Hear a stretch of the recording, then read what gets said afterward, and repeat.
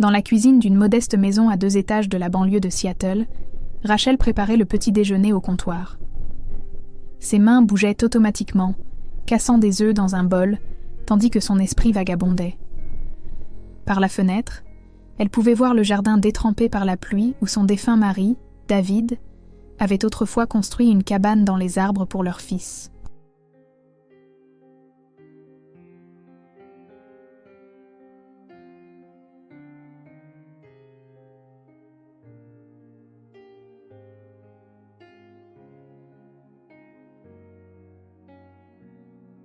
Trois ans s'étaient écoulés depuis l'accident de voiture qui avait coûté la vie à David. Mais certains matins, le chagrin la frappait encore avec une force inattendue. « Maman, je peux avoir des pancakes aux pépites de chocolat ?» Son fils de 10 ans, Oliver, apparut dans l'embrasure de la porte, ses cheveux sombres encore en désordre après la nuit.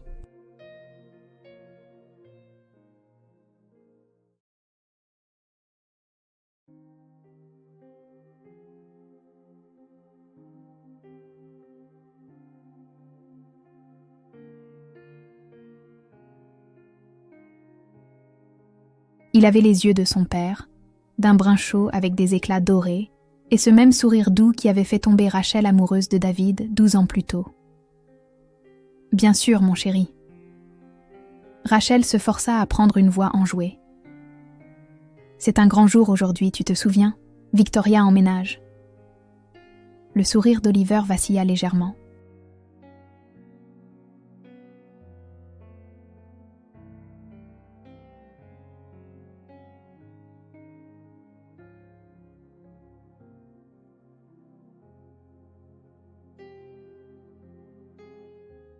Victoria Chen était la nouvelle épouse de Rachel, une femme magnifique qu'elle avait rencontrée dans un groupe de soutien pour le deuil 18 mois auparavant.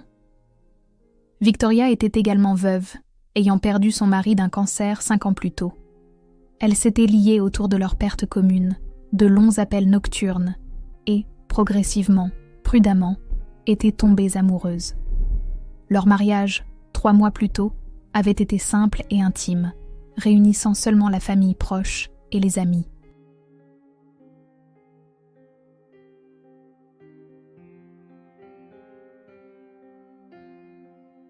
Je sais, dit doucement Oliver.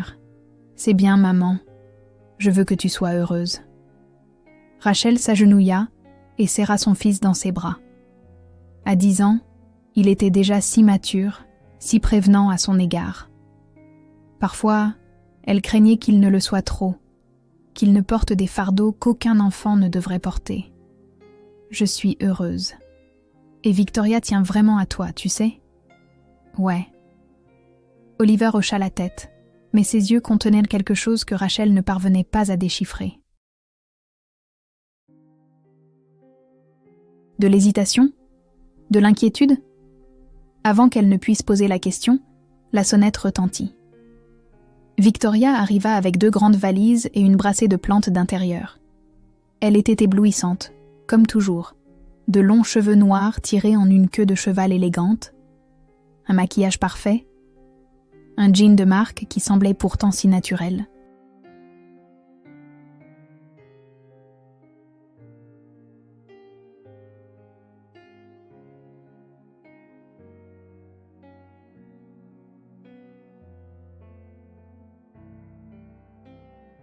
À 38 ans, 4 ans de moins que Rachel, Victoria avait une classe et une sophistication qui donnaient parfois à Rachel l'impression d'être débraillée dans son pantalon de yoga usé et ses pulls trop grands. « Bonjour, mes amours. » Victoria posa ses affaires et attira Rachel pour l'embrasser. « Je suis officiellement à la maison. »« Bienvenue à la maison, » murmura Rachel contre ses lèvres. Victoria se tourna vers Oliver avec un sourire chaleureux. « Salut, champion. »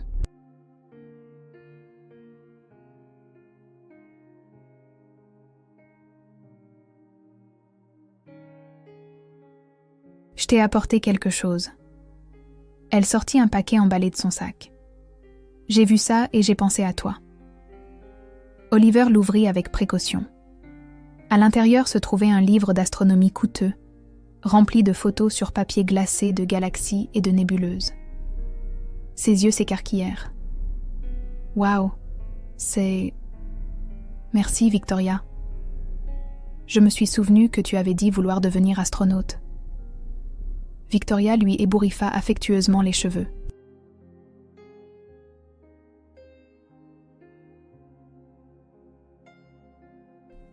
« On pourra installer un télescope dans le jardin, si tu veux. » Rachel observa la scène, une douce chaleur se propageant dans sa poitrine.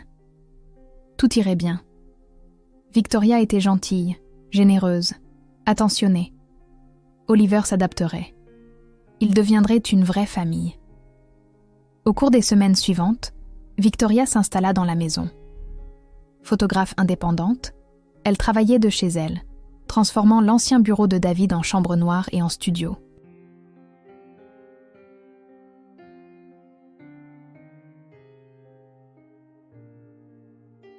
Rachel, institutrice en école primaire, partait tôt et rentrait vers 16h.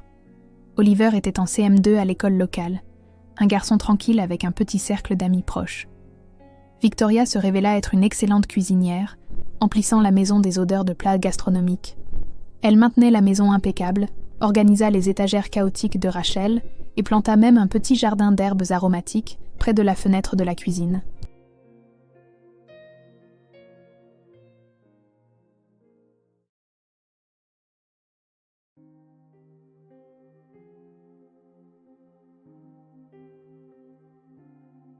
Elle était affectueuse avec Rachel, lui touchant toujours le bras, l'embrassant sur le front, lui apportant le café au lit le week-end. Mais Oliver restait distant. « Comment s'est passée ta journée à l'école, champion ?» demandait Victoria au dîner. « Bien, » répondait Oliver, les yeux fixés sur son assiette. « Tu as fini ton projet de science ?»« Presque. Tu as besoin d'aide ?»« Non, merci. » Rachel le remarquait, mais essayait de ne pas s'inquiéter. L'adaptation prenait du temps.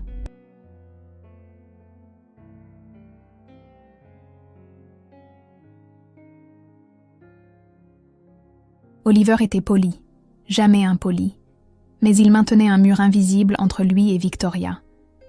Il passait plus de temps seul dans sa chambre, à lire ou à s'occuper de son télescope que Victoria avait effectivement acheté et installé dans le jardin. 2 mois après l'emménagement de Victoria, les choses commencèrent à changer. Cela commença par de petites choses. Le livre d'astronomie d'Oliver disparut. Rachel le retrouva des jours plus tard dans le bac de recyclage, les pages déchirées.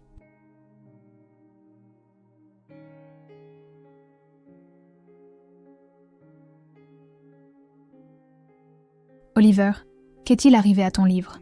demanda-t-elle doucement. Le garçon parut confus. « Je ne sais pas. Je l'avais laissé sur mon bureau. »« C'est toi qui l'as mis au recyclage ?»« Non, j'étais en train de le lire. Pourquoi l'aurais-je jeté ?» Puis ce fut un de ses vêtements. Son sweat à capuche préféré, celui avec la fusée que David lui avait acheté des années auparavant, s'évanouit. Rachel chercha partout mais ne le trouva pas. Oliver était anéanti.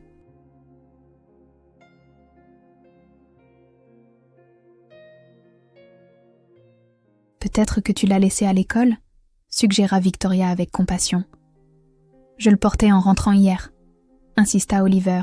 « Il était dans ma chambre. » D'autres objets disparurent. Une photo de David et Oliver à la plage. Une petite fusée en jouet que David avait offerte à Oliver pour son 8e anniversaire. Chaque perte frappait le garçon comme un coup physique, et à chaque fois, il n'y avait aucune explication. Rachel commença à remarquer des changements chez Oliver lui-même.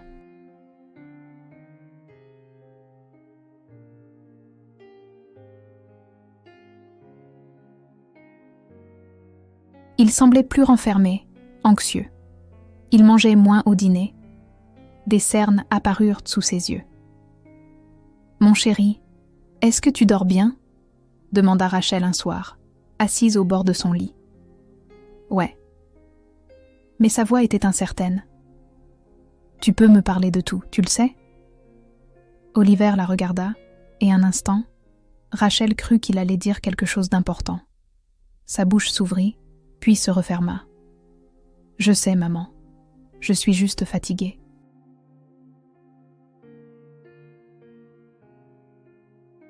Cette nuit-là, Rachel fit part de ses inquiétudes à Victoria alors qu'elles étaient au lit. « Je m'inquiète pour Oliver. Il a l'air si triste ces derniers temps. » Victoria lui caressa les cheveux d'un geste apaisant. « Il est probablement encore en train de s'adapter. C'est beaucoup de changements. Ton remariage, une nouvelle personne à la maison. Laisse-lui du temps et de l'espace. Le brusquer ne ferait qu'empirer les choses. Tu as peut-être raison. »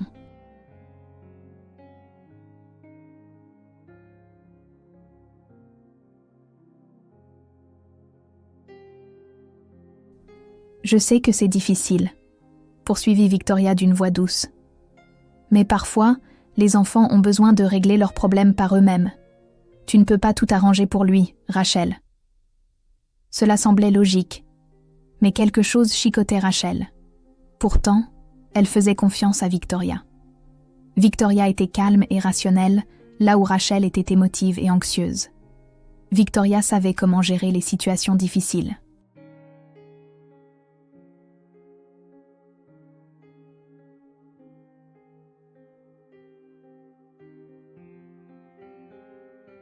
Trois mois après l'emménagement de Victoria, par une froide soirée de novembre, tout bascula. Rachel était allée à un atelier de formation obligatoire pour les enseignants qui s'était terminé tard, ne rentrant que vers 10 heures. Elle s'attendait à trouver la maison silencieuse. Oliver endormi, Victoria peut-être en train de lire au lit. Au lieu de cela, elle trouva Victoria dans le salon, faisant les 100 pas, le téléphone collé à l'oreille.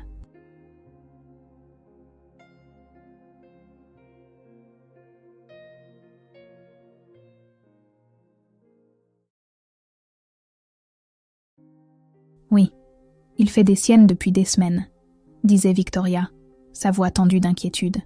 « J'ai essayé de lui parler, mais il devient de plus en plus provocateur. Non, Rachel ne le voit pas. Elle est aveugle quand il s'agit de lui. Je sais. Je fais de mon mieux, mais je ne suis pas son vrai parent. Que puis-je faire ?» Rachel resta figée dans l'embrasure de la porte. Victoria lui tournait le dos. « Le vol s'aggrave, » continua Victoria.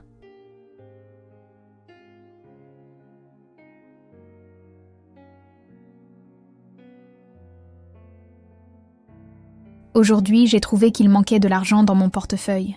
40 $. Oui, je suis sûre que c'est lui. Qui d'autre? Je ne l'ai pas encore dit à Rachel. Je ne veux pas la contrarier, mais ça ne peut plus durer. Le sang de Rachel se glaça. Voler? Faire des siennes? De quoi parlait Victoria? Victoria se retourna et sursauta en voyant Rachel. « Oh, tu es rentrée. Je dois te laisser, » dit-elle au téléphone avant de raccrocher rapidement. « Rachel, salut. »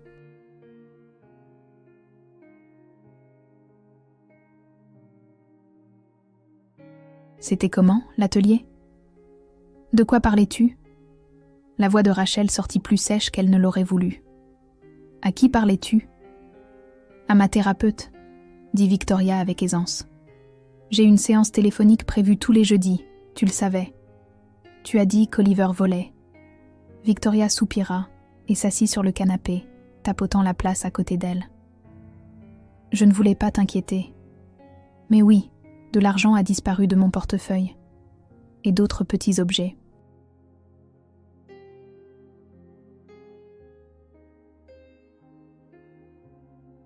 Je pense qu'Oliver les prend. Oliver ne volerait pas. La voix de Rachel était ferme. Je sais que tu ne veux pas le croire. L'expression de Victoria était compatissante, presque apitoyée.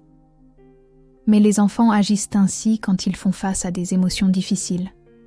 Il est probablement en colère à cause des changements, de ma présence ici. C'est un appel à l'aide. Alors pourquoi n'ai-je rien remarqué de manquant dans mon portefeuille? Peut-être parce que tu es sa mère.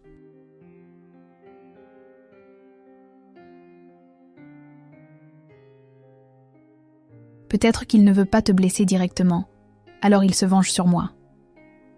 Cela semblait plausible, mais quelque chose n'allait pas. Je veux parler à Oliver. S'il te plaît, ne le fais pas. Victoria lui prit la main. Si tu le confrontes maintenant, sur la défensive et en l'accusant, ça ne fera qu'empirer les choses. Nous devons gérer cela avec précaution. Peut-être devrions-nous d'abord l'emmener voir un thérapeute, laisser un professionnel l'aider à surmonter ce qu'il ressent.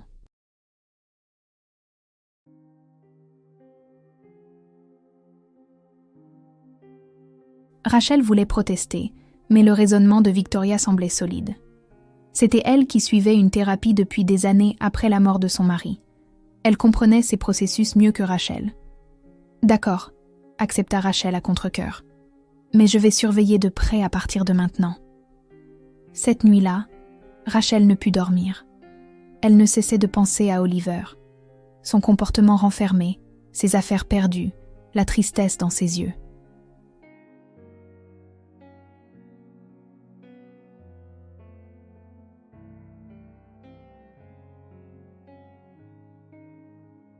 À 2 heures du matin, elle se leva pour aller voir comment il allait. La chambre d'Oliver était au bout du couloir, la porte légèrement entr'ouverte comme il le préférait. Rachel la poussa doucement et entra. La veilleuse en forme de Saturne diffusait une douce lueur dans la pièce. Oliver dormait, son visage paisible d'une manière qu'il ne l'était que rarement pendant la journée. Rachel s'assit au bord de son lit et écarta doucement une mèche de cheveux de son front. Il bougea légèrement.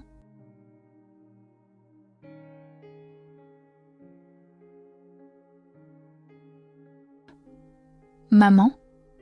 Sa voix était ensommeillée. « Désolée, mon chéri. Je venais juste voir si tout allait bien. Rendors-toi. »« Maman, attends. » Oliver s'assit, soudain plus alerte. « Il faut que je te dise quelque chose. » « Qu'est-ce qu'il y a, mon cœur ?» Le garçon regarda vers la porte, comme pour vérifier qu'ils étaient seuls. Sa voix baissa jusqu'à un murmure. « C'est à propos de Victoria. » Le cœur de Rachel se mit à battre la chamade. « Quoi, à son sujet ? » « Elle est... » Oliver commença, puis s'arrêta. Ses yeux s'écarquillèrent, fixés sur quelque chose derrière Rachel. Rachel se retourna.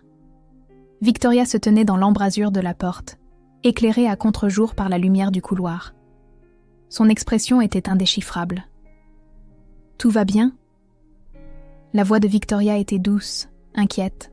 « J'ai entendu des voix. »« Oui, ça va. » Rachel se leva rapidement, se sentant étrangement comme si elle avait été surprise en train de faire quelque chose de mal.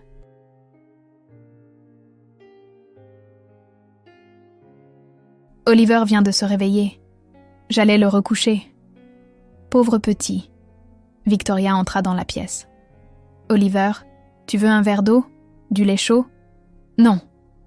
La voix du garçon était faible. Ça va. D'accord.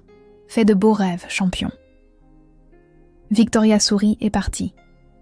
Rachel remit Oliver au lit. Qu'est-ce que tu allais me dire? Rien. Les yeux d'Oliver fuyaient les siens. Ce n'était rien.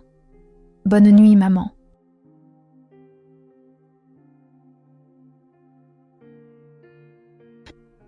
Rachel l'embrassa sur le front et partit, mais le malaise dans son estomac persistait. Le lendemain matin était un samedi. Rachel se réveilla et trouva Victoria déjà debout, préparant un pain perdu élaboré dans la cuisine. « Bonjour, la marmotte. J'ai pensé qu'on pourrait prendre un petit déjeuner en famille. Peut-être aller au marché après ? » C'est une bonne idée. Rachel se versa un café, observant Victoria travailler. Tout semblait normal.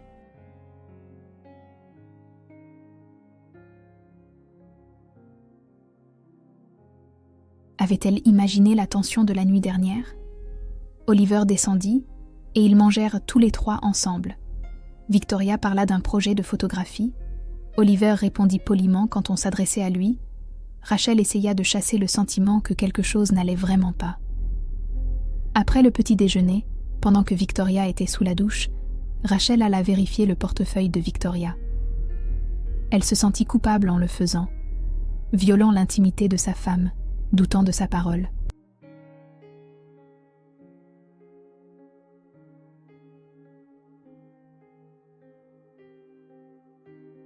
Mais elle devait savoir. Le portefeuille était sur le comptoir de la cuisine où Victoria l'avait laissé. Rachel l'ouvrit avec des mains tremblantes. À l'intérieur se trouvaient plusieurs billets, 3 de 20, 2 de 10 et des billets de $1. 70 $ au total. De l'argent qui aurait dû être là, si l'affirmation de Victoria selon laquelle 40 $ manquaient était vraie. À moins que Victoria n'ait retiré plus d'argent depuis.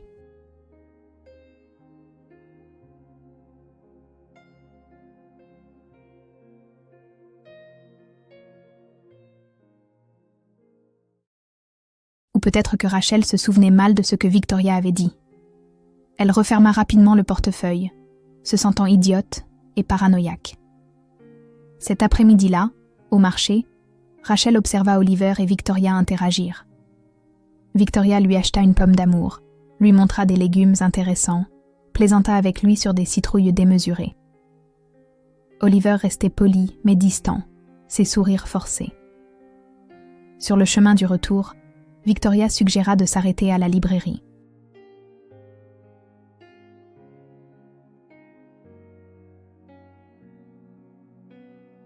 Oliver, j'ai vu qu'ils ont une nouvelle section sur l'exploration spatiale. Tu veux choisir un livre ? D'accord, accepta doucement Oliver. À l'intérieur de la librairie, Victoria conduisit Oliver à la section jeunesse pendant que Rachel parcourait les rayons de romans. Elle examinait un roman policier quand elle entendit des voix s'élever. J'ai dit « Repose-le ». La voix de Victoria, tranchante d'une manière que Rachel n'avait jamais entendue auparavant.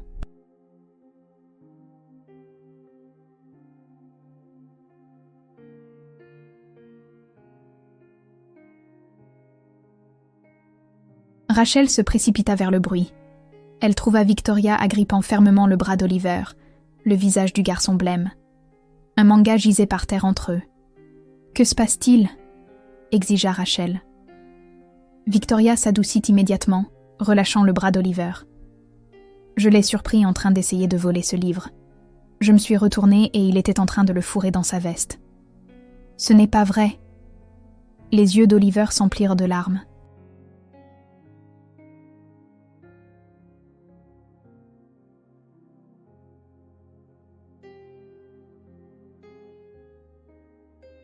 Je le regardais, c'est tout. Oliver, dis la vérité. La voix de Victoria était maintenant douce, inquiète. Ce n'est pas grave. On fait tous des erreurs. Mais tu dois être honnête.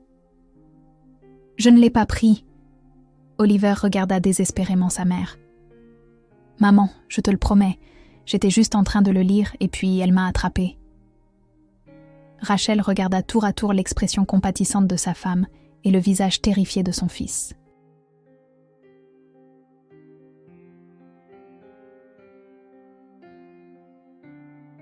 Victoria, peut-être que tu as mal interprété ce que tu as vu. Rachel. La voix de Victoria était patiente, comme si elle expliquait quelque chose à un enfant. Je l'ai vu clairement. Le livre était à moitié dans sa veste quand je l'ai arrêté. Maman, s'il te plaît, murmura Oliver. Rachel prit une décision. Rentrons à la maison. Maintenant. Dans la voiture, personne ne parla. Oliver pleurait silencieusement sur la banquette arrière. Victoria conduisait les lèvres pincées. Rachel regardait par la fenêtre, son esprit tournant à plein régime. À la maison, Victoria alla directement dans leur chambre. Rachel suivit Oliver dans la sienne. « Maman, je ne l'ai pas fait. » La voix d'Oliver se brisa. « Je n'ai rien volé. Ni à la librairie, ni l'argent de son portefeuille. Rien. Tu dois me croire. » Rachel s'assit à côté de lui. « Je te crois, mon chéri. » Oliver leva les yeux, l'espoir et le soulagement inondant son visage. « Vraiment ? Vraiment. »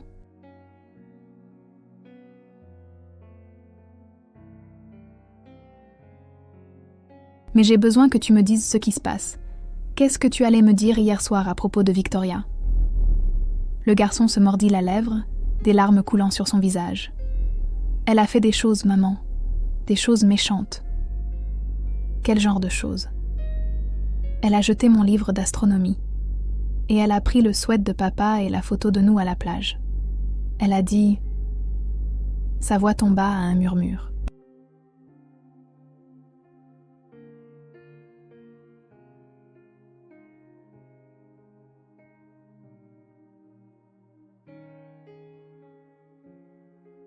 Elle a dit que papa était parti et que je devais l'oublier.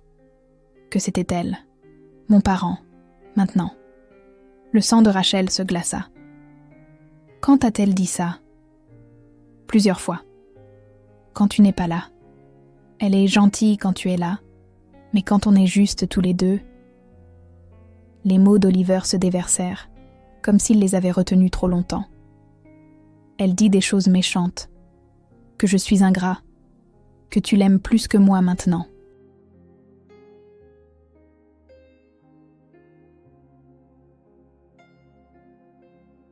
Que si je te le dis, tu ne me croiras pas parce que tu l'aimes. Oh, mon chéri. Rachel le serra dans une étreinte forte. Je te crois. Je crois chaque mot. Elle a dit qu'elle allait m'envoyer loin, sanglota Oliver, en pension, qu'elle faisait des recherches. Elle a dit que tu serais d'accord parce que j'ai été un tel problème. Rachel tint son fils pendant qu'il pleurait, la rage et l'horreur se livrant bataille en elle.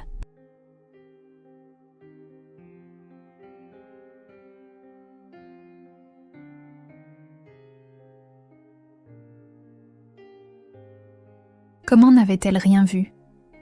Comment avait-elle pu être si aveugle? Ce soir-là, après qu'Oliver se fut enfin endormi, Rachel confronta Victoria dans leur chambre. Nous devons parler d'Oliver. Victoria leva les yeux de son ordinateur portable. Je sais que la journée a été difficile, mais il a besoin d'aide, Rachel. Une aide professionnelle. J'ai justement cherché d'excellents programmes pour les jeunes en difficulté. Arrête. La voix de Rachel était glaciale.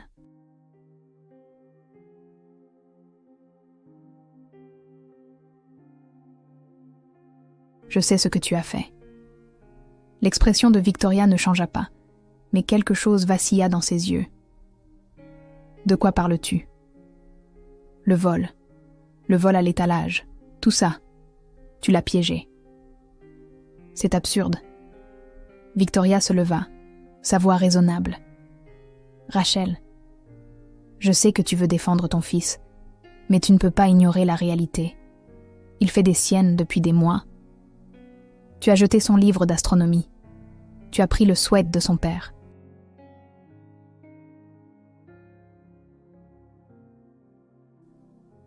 Pourquoi aurais-je fait ça? Le rire de Victoria était méprisant.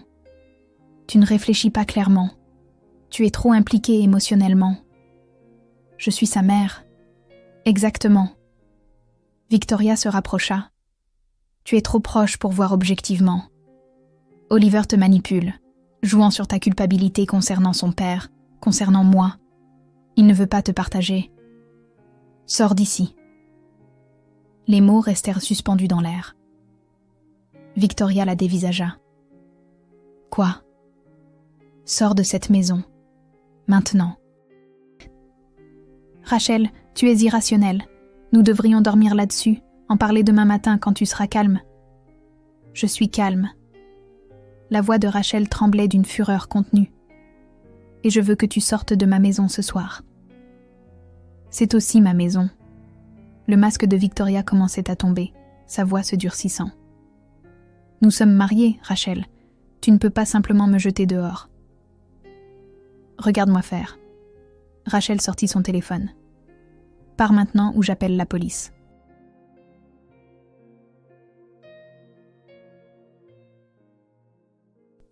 Pendant un long moment, Victoria ne bougea pas. Puis son expression changea, la chaleur s'évanouissant complètement, remplacée par quelque chose de froid et de cruel que Rachel n'avait jamais vu auparavant.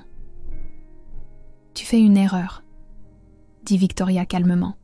« Oliver est abîmé. Il sera toujours abîmé à cause de son père mort. Je te rendais service, en essayant de le réparer, d'essayer de le rendre normal. Mais tu es trop faible pour faire ce qui doit être fait. Sors, d'ici. » Victoria attrapa son sac à main et ses clés. À la porte, elle se retourna. « Tu le regretteras, je m'en assurerai. » Puis elle disparut. Rachel verrouilla la porte derrière elle et s'appuya contre, tremblante. Puis elle alla dans la chambre d'Oliver. Il était réveillé, assis dans son lit. « Elle est partie ?» murmura-t-il. « Oui, elle est partie. » Oliver fondit en larmes de soulagement.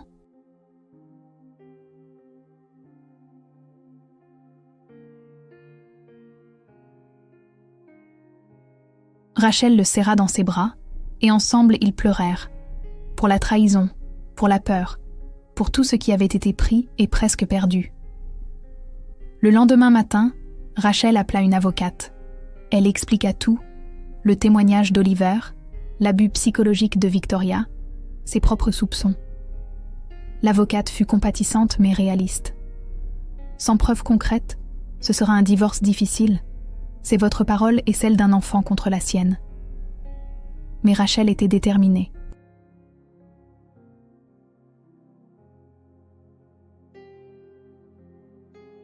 Elle appela également le conseiller d'orientation de l'école qui accepta de rencontrer Oliver. Elle appela sa propre thérapeute. Elle constitua un dossier, lentement et soigneusement. Victoria, quant à elle, lança sa propre campagne. Elle appela Rachel à plusieurs reprises, alternant entre des excuses larmoyantes et des accusations colériques. Elle envoya par courriel des comptes rendus détaillés des problèmes de comportement d'Oliver.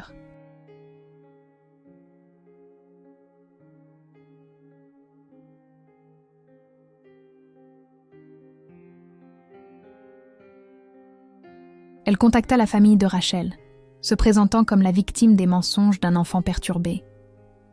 Certaines personnes la crurent. La sœur de Rachel prit initialement le parti de Victoria. « Elle a l'air si gentille, Rachel. Es-tu sûre qu'Oliver n'exagère pas ?» Mais les amis les plus proches de Rachel la crurent. Et plus important encore, elle croyait Oliver.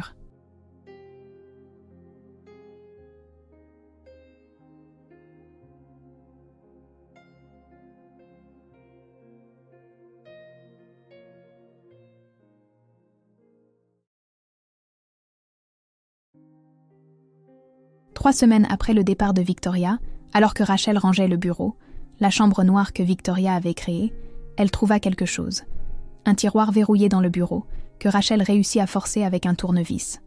À l'intérieur se trouvaient des photographies Polaroid. Des dizaines. Des photos de la chambre d'Oliver, prises quand il n'était pas là.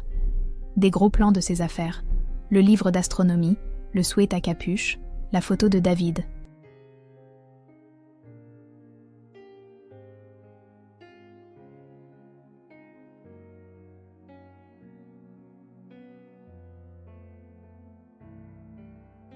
Certains objets étaient capturés en pleine destruction. Les pages du livre en train d'être déchirées, le sweat dans un sac poubelle. Mais il y avait aussi d'autres photos. Des images d'Oliver dormant, prises depuis le seuil de sa porte la nuit. Des photos de lui faisant ses devoirs à la table de la cuisine, totalement inconscient d'être observé. Les horodatages montraient qu'elles avaient été prises sur plusieurs mois, commençant quelques jours seulement après l'emménagement de Victoria.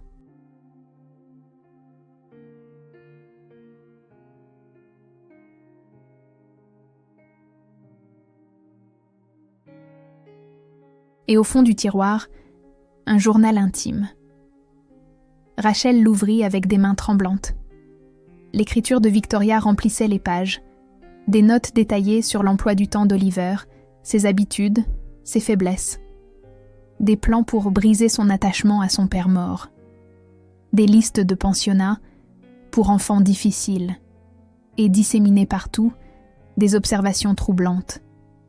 Il est trop attaché à Rachel. Il faut creuser un fossé entre eux. J'ai pris la photo aujourd'hui.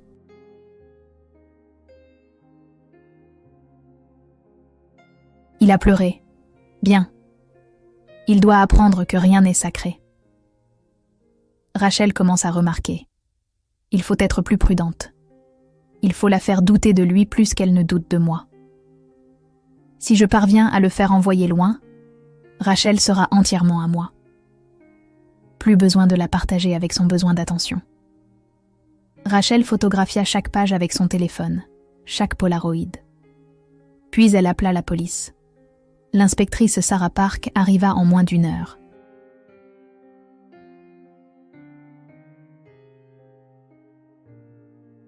Elle écouta l'histoire de Rachel, examina les preuves, et son expression devint de plus en plus sombre. C'est du harcèlement et de l'abus psychologique sur mineurs, déclara l'inspectrice Park. Avec les photographies et le journal, nous avons des preuves claires de l'intention de nuire. Je vais devoir prendre tout cela comme preuve, mais Madame Chen sera arrêtée. Victoria fut interpellée à son hôtel le soir même.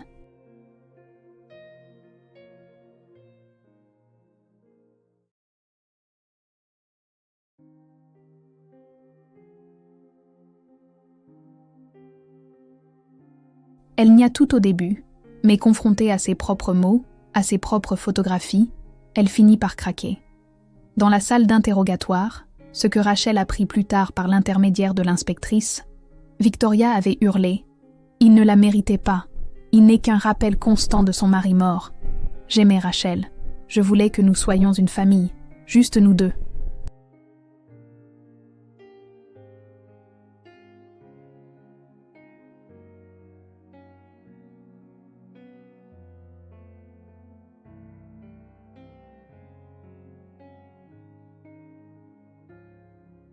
Était-ce si mal?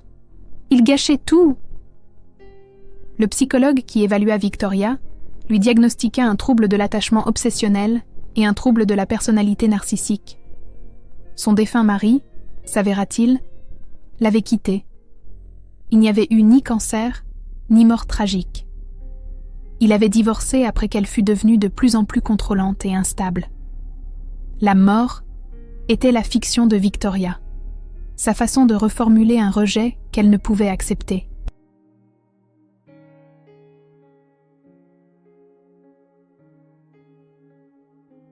Victoria avait spécifiquement ciblé Rachel, une veuve vulnérable avec un enfant, quelqu'un qui pouvait être manipulé, quelqu'un dont l'enfant pouvait être éliminé de l'équation.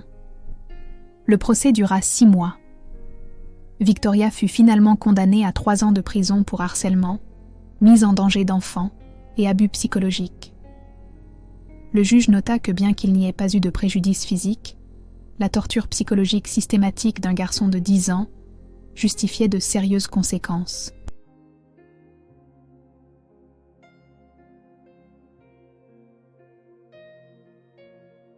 Pendant tout ce temps, Rachel se concentra sur Oliver. Ils allèrent en thérapie ensemble et séparément. Lentement, les ombres sous ses yeux s'estompèrent. Son appétit revint. Il se remit à sourire, de vrais sourires. « Tu es si courageux », lui dit Rachel un soir, alors qu'ils installaient son télescope dans le jardin. Le même télescope que Victoria avait acheté, qui semblait maintenant reconquis.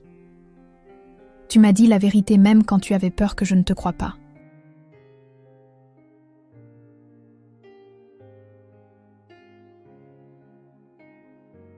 Il a fallu un vrai courage. J'avais peur que tu la choisisses, admit doucement Oliver. Rachel le serra contre elle. Jamais. Tu es mon fils. Tu passeras toujours en premier. Toujours. 1 an plus tard, Rachel était assise dans ce même jardin par une chaude soirée d'été, regardant Oliver apprendre à sa cousine, la fille de la sœur de Rachel, comment trouver Jupiter à travers le télescope. Sa sœur s'était excusée des mois auparavant, horrifiée en apprenant la vérité.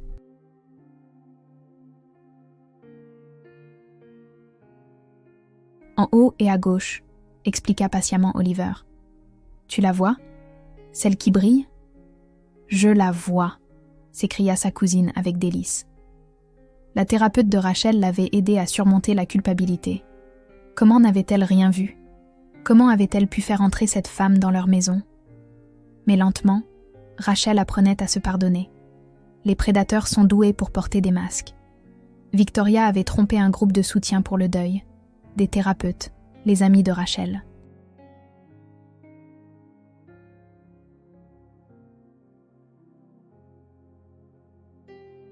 C'était une manipulatrice experte. Ce qui comptait, c'est que lorsque c'était important, Rachel avait cru son fils. Elle l'avait écouté. Elle avait agi.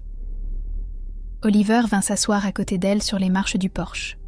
« Maman, le concours de sciences, c'est le mois prochain. Je fais un projet sur les lunes de Saturne. Ça a l'air génial. Tu veux de l'aide ? » « Ouais. » Il s'appuya contre son épaule et Rachel passa son bras autour de lui. « Maman, ça va ? Genre, vraiment ? » « Ça va. » Et c'était vrai. « On va bien tous les deux. On va s'en sortir. »« Juste nous deux ? » ?»« Juste nous deux, c'est parfait. » Au-dessus d'eux, les étoiles apparaissaient à mesure que le crépuscule s'épaississait. Les mêmes étoiles que David avait autrefois appris à Oliver à identifier avant l'accident. Le même ciel qui serait toujours là, constant et immuable, même quand tout le reste s'effondrait et devait être reconstruit. « Maman ?» La voix d'Oliver était douce. «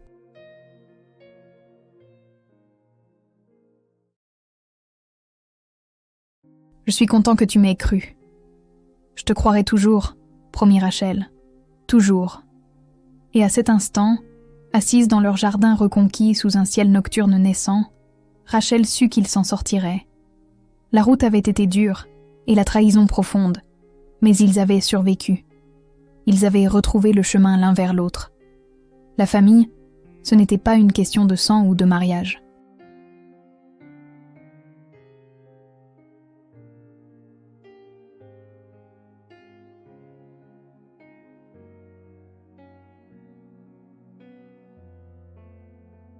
C'était une question de protection, de confiance et du courage de voir la vérité, même quand elle fait mal. Rachel avait sa vraie famille juste là, à côté d'elle, apprenant à sa cousine à reconnaître les planètes et rêvant d'étoiles. Et c'était tout ce qui comptait.